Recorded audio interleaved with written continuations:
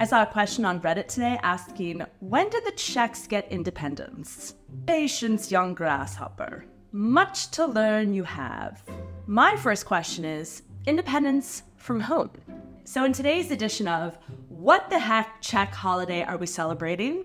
I'm going to break down 5 Czech state holidays so that you recently arrived foreigners understand why you're the only one who showed up to work today. Now, there are a lot of state holidays in the Czech Republic for a good reason. You can't have a holiday without historical events to celebrate or to mourn. And Czech history is rife with both. So since you have some extra time off today, consider this a brief tutorial on the state holidays of your new adopted country. For centuries, most of the world was under the yoke of empire, and the Czechs were part of the Austro-Hungarian Empire. So at the end of World War I, when most empires were going down, representatives of the Czechs and Slovaks got together to create an independent, democratic country, Czechoslovakia. This new country included Moravians and Silesians and Carpathians and Germans. But apparently, those groups didn't get any naming rights. So in a way, Czech Independence Day is similar to America's Independence Day. Down with empire, up with the red, white, and blue. Or white, red, and blue, as the case may be. This was the first time in almost 400 years that the Czech people were under their own rule. Certainly worthy of a state holiday. If you're looking for a way to celebrate Independence Day, head to the military parade at the Witkov Memorial in Prague. There are also wreath-laying ceremonies at the grave of Czechoslovakia's first president, Tomáš Garrigue Masaryk. So, Independence Day is independence from the Austro-Hungarian Empire.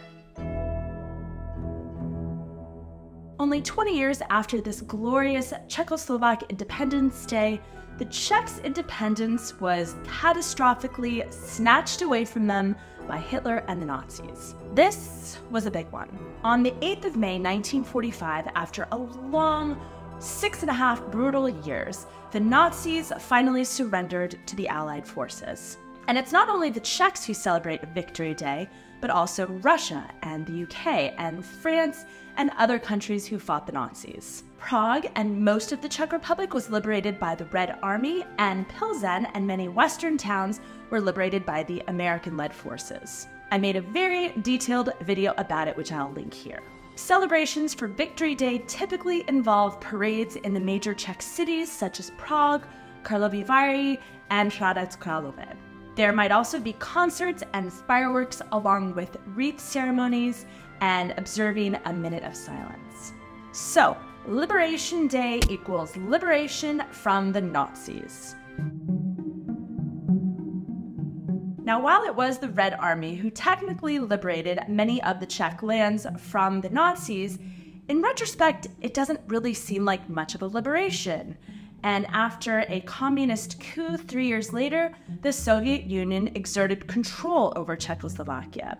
And that led to 40 dark years of communism. So the struggle for freedom and democracy day commemorates the day in 1989 when Czech students led nonviolent protests against the communists. The protests quickly spread throughout Czechoslovakia, and this began the movement known as the Velvet Revolution.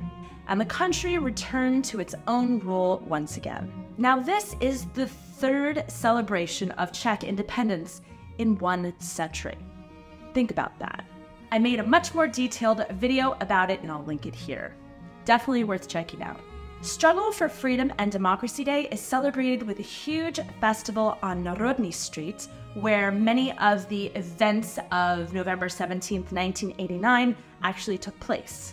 This is also a popular day for the Czechs to organize other political events and protests in the tradition of the students that came before them.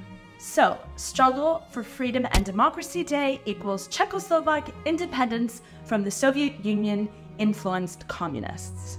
So far, we've broken free from the Austrians and the Nazis and the Soviets.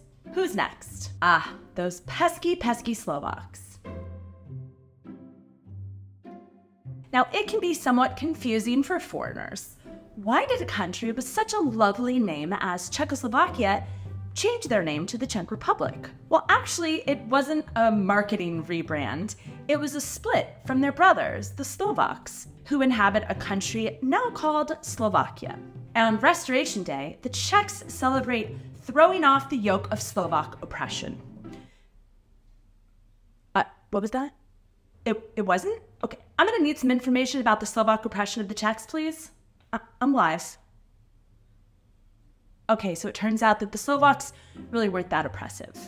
It was the Slovaks who actually wanted to split. Well, mostly the Slovak politicians. Long story short, the Czechs and the Slovaks, who always felt like brothers, had been somewhat patched together back in 1918 under Czechoslovakia.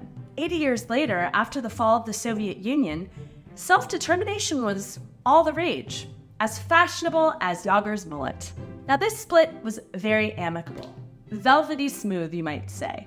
I made a video about it here, and the next time your grandmother calls your new country Czechoslovakia, I recommend you send her this video, and then get someone to show her how to play it. Restoration Day is celebrated on the 1st of January by nursing the enormous hangover you earned from partying the night before.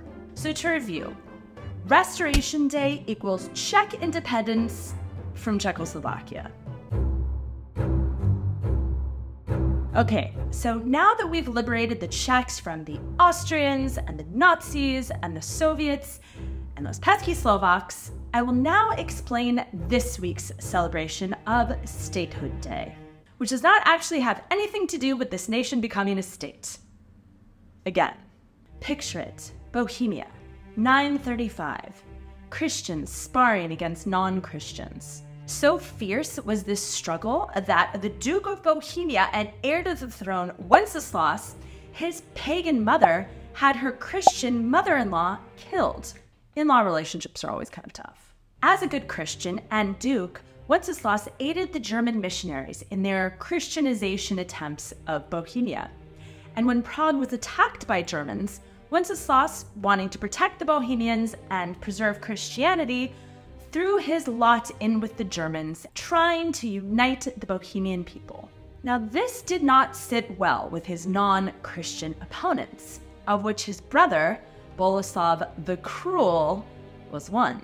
What ensued was a tragic fratricide, a word I do not get to use often, or really ever. After Wenceslas's death, he was almost immediately christened a Christian martyr and the patron of the Bohemian lands.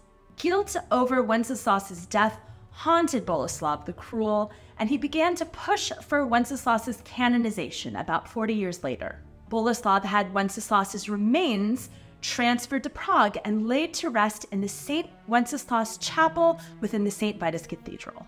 Today, you can find tributes to St. Wenceslas across the Republic on his day. The most famous is Prague's Wenceslas Square, with a statue of Wenceslas himself on a horse. From his perch at the top of the square, he's watched over many historic events that have taken place there, including the Velvet Revolution in 1989. To celebrate Statehood Day, the president bestows the St. Wenceslas Medal on those who have made significant contribution to the statehood of the Czech Republic.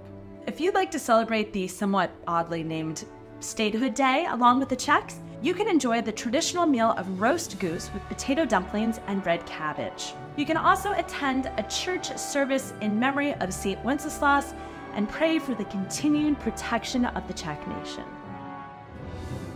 As a new foreigner in the Czech Republic, remember that all of these holidays are not only a reason to sleep in and watch a ton of Netflix all day, but they're a celebration of the chaos and tragedy and oppression and victory and freedom that has permeated this land for a millennia. That's worth raising a glass to. Uvidíme se příště. Ahoj.